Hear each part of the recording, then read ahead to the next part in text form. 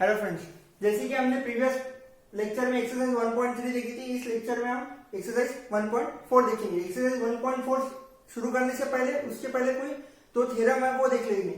Theorem 1.6 and theorem 1.7। Theorem 1.6 and 1.7 में क्या है? Let x equal to p by q। हमें टर्मिनेटिंग एंड नॉन टर्मिनेटिंग बताना है। अब वो कैसे बताएंगे? सपोज कर ले let x equal to p by q। अगर q का फॉर्म मतलब डिनोमिनेटर का जो भी फॉर्म रहेगा, if q is in the form 2 raised to n 5 raised to power m, then it is terminating decimal. यही बोला है थ्योरम 1.6 में। अगर x equal to p by q है, p बाय q मतलब rational number, if q is in the form of 2 raised to power n 5 raised to power m, then it is terminating decimal। मतलब अगर मेरा denominator 2 raised to power n and 5 raised to power m के form में होगा तो ही मेरा जो number है वो टर्मिनेटिंग डेसिमल रहेगा। मतलब ये क्या, 2 के फैक्टर और 5 के फैक्टर रहेंगे बस, ताकि इसके अलावा नहीं। अगर एक सिंगल भी रहा तो चलेगा, मतलब 2 रेज़ टू पावर n है तो हम 5 रेज़ टू पावर 0 डाल सकते हैं, या फिर 2 रेज़ टू पावर हमारे पास 5 raise to power n given है, 2 रेज़ टू पावर 0 डाल सकते हैं, तो ये भी अलाउ है। अदर देन 2 एंड 5 अगर कोई भी डिजिट रहा तो it is non terminating number, non terminating repeating मतलब recurring.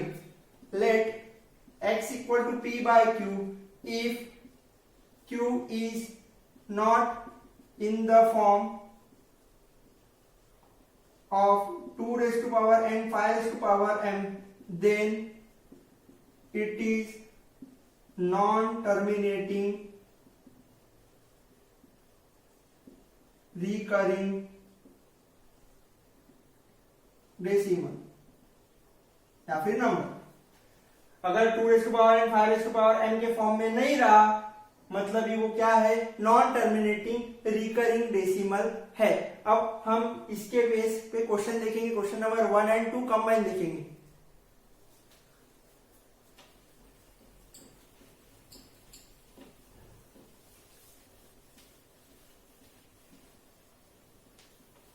Question number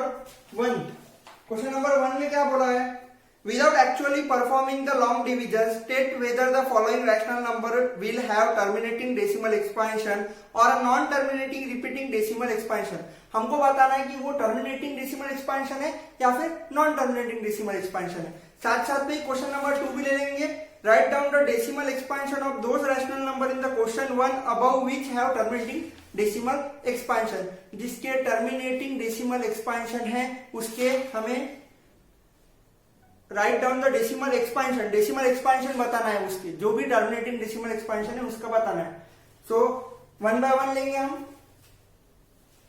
first question 13/3125, second 17/8, third 64/455, fourth ले लेते हैं 15/1600। 1 बाय 1 लेंगे। अभी 3125 सबसे पहले हमको डिनोमिनेटर लिखना है। डिनोमिनेटर में क्या करना है? हमको डिनोमिनेटर को प्राइम फैक्टराइजेशन मेथड से करना है। प्राइम फैक्टराइजेशन मेथड मतलब कौन सी? जो प्राइम नंबर से डिवाइड कर सके।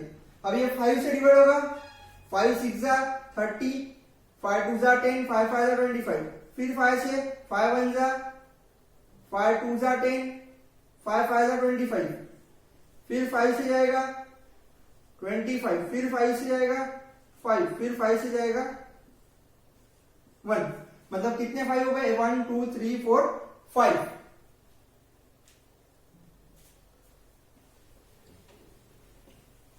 मतलब हम इसको क्या कैसे लिख सकते हैं? 13/3 5 raised to power 5 अब टर्मिनेटिंग डेसिमल एक्सपेंशन के लिए क्या बोला था कि 2 raise to power n into 5 raise to power m के फॉर्म में होना। मैं यहाँ पे 2 रेज टू पावर 0 लिख सकता, कोई भी नंबर के पावर में 0 है तो उसका वैल्यू क्या आएगा 1, सो हम लिख सकते हैं यहाँ पे, मतलब ये क्या हो जाएगा, हो गया ये 5 raise to power m into 2 raise to power 0, मतलब ये क्या हो गया टर्मिनेटिंग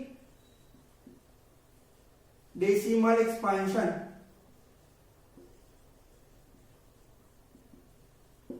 अब क्वेश्चन नंबर 2 में क्या बोला था, जो जो भी टर्मिनेटिंग डेसिमल एक्सपेंशन है उसके हमको डेसिमल एक्सपेंशन बताना है। अब जो भी यहाँ पे हाईएस्ट पावर रहेंगी, जो भी नंबर की हाईएस्ट पावर रहेंगी, अब यहाँ पे कौन सी हाईएस्ट पावर है 5 है, यहाँ पे हाईएस्ट पावर 5 है ना, तो आफ्टर 5 डेसिमल ये क्या हो जाएगा विल टर्मिनेट,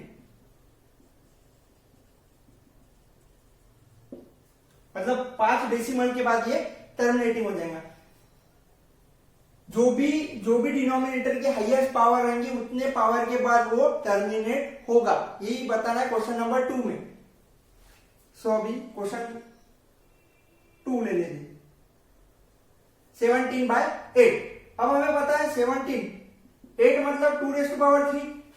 अब यहाँ पे 2 रेज टू पावर 3 है हमारे पास, पर 5 है क्या, नहीं, तो हम ले सकते हैं ना 5 raise to power 0, 5 raise to power 0 ले सकते हैं ना, क्योंकि एनी नंबर मतलब कोई भी नंबर के पावर में 0 रहा तो उसका क्या आएगा वैल्यू 1। सो क्या करेंगे हम, आ गया ये भी, मतलब ये भी क्या हो गया terminating decimal expansion, terminating decimal expansion हो गया। अब इसका हाईएस्ट पावर कितना है 3 है, मतलब ये क्या आएगा आफ्टर 3 डेसिमल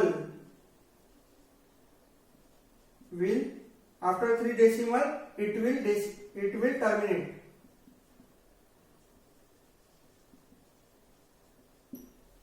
हो गया, क्वेश्चन नंबर 2 भी हो रहा है साथ साथ में, मतलब जो जो टर्मिनेटिंग है उसकी बताना है सिर्फ। अब यहाँ पे 455 है, अब 455 का प्राइम फैक्टराइजेशन करो। सबसे पहले 5 से, 5 8 जा 40, 5 9 जा 45, 5 1 जा 5 19, 7 से जाएगा नहीं, 7 1 जा, हाँ 7 से जाएगा, 7 1 जा 7, 7 3 जा 21, फिर 13 से 1। अभी क्या गया इसका 5 7 और 13, 5 7 एंड 13,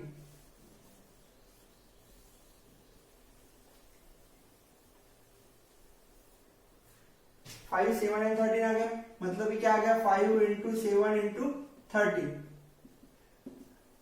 जैसे कि थ्योरम 1.7 में बोला था, other than 2 raise to power n and 5 raise to power m अगर डिनोमिनेटर में आया तो it will be non terminating recurring number.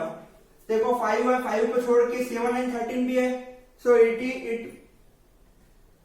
ये क्या हो जाएगा नॉन टर्मिनेटिंग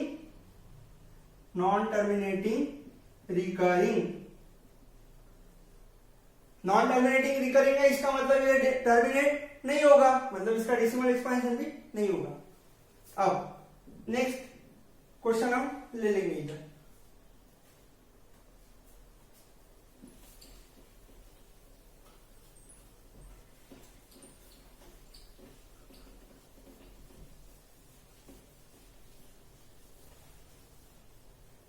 क्या था फोर्थ क्वेश्चन 15/1600, 15/1600। अब 1600 को करेंगे हम 2 से 800, फिर 2 से 400, फिर 2 से करेंगे 200, फिर 2 से करेंगे 100, फिर 2 से करेंगे 50, फिर 2 से करेंगे 25, फिर 5 से करेंगे 5, फिर 5 से करेंगे 1।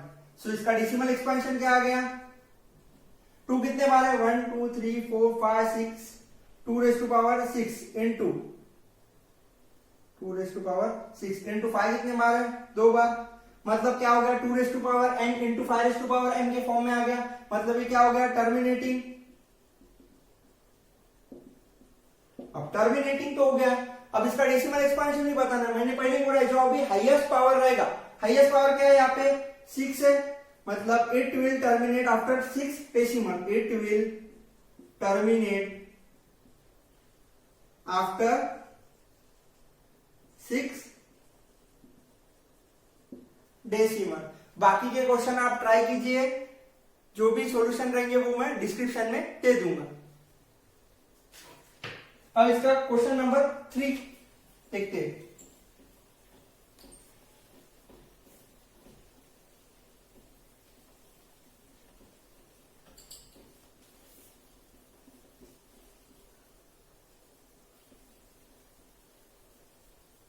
Question number 3. The following real number have decimal expansion as given below. In each case, decide whether they are rational or not. If they are rational and of the form p by q, what can you say about the prime factor of q? अब हमें बताना है कि वो rational है या irrational है, सबसे मतलब रैशनल है या नॉट रैशनल है, और अगर वो रैशनल फॉर्म में है तो what can you say about the prime factor of q, q के प्राइम फैक्टर के बारे में बताना है। तो सबसे पहले 1 बाय 1 देखेंगे।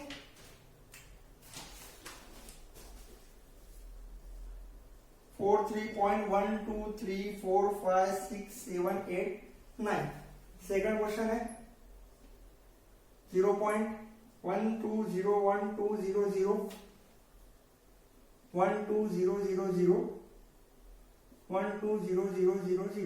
12000 डैश। अब ये हमको क्लियरली दिख रहा है कि ये रैशनल नंबर है और ये टर्मिनेटिंग रैशनल नंबर है। हमको ये क्लियरली दिख रहा है, मतलब ये क्या है? It is a rational number. कैसे क्या? क्योंकि ये टर्मिनेट हो रहा है। It is a rational number, terminate भी हो रहा है। अब उन्होंने क्या पूछा था? Rational prime factor of Q क्या रहेंगे? अब ये रैशनल नंबर है और टर्मिनेट भी हो रहा है। हमने जो पिछले क्वेश्चन में देखा था, अगर वो टर्मिनेट होता है तो उसके प्राइम फैक्टर क्या रहेंगे? एक तो 2 रेज टू पावर n या फिर 5 raise to power m। The factors of q will be 2 और 5 और both। 2 भी रह सकता है, 5 भी रह सकता है, या फिर दोनों भी रह सकते हैं। अब ये क्लियरली दिख रहा है हमें, ये रैशनल नंबर है क्योंकि ये नॉन टर्मिनेटिंग नॉन रिकरिंग है। नॉन टर्मिनेटिंग नॉन रिकरिंग मतलब क्या? It is not rational number. Rational number, it is not rational number. क्यों नहीं है? क्योंकि ये है non terminating non recurring. Non terminating recurring अगर रहा तो वो क्या रहेगा? Rational number. Non terminating non recurring रहा तो वो क्या रहेगा? Not rational number. वैसे ही थर्ड क्वेश्चन है,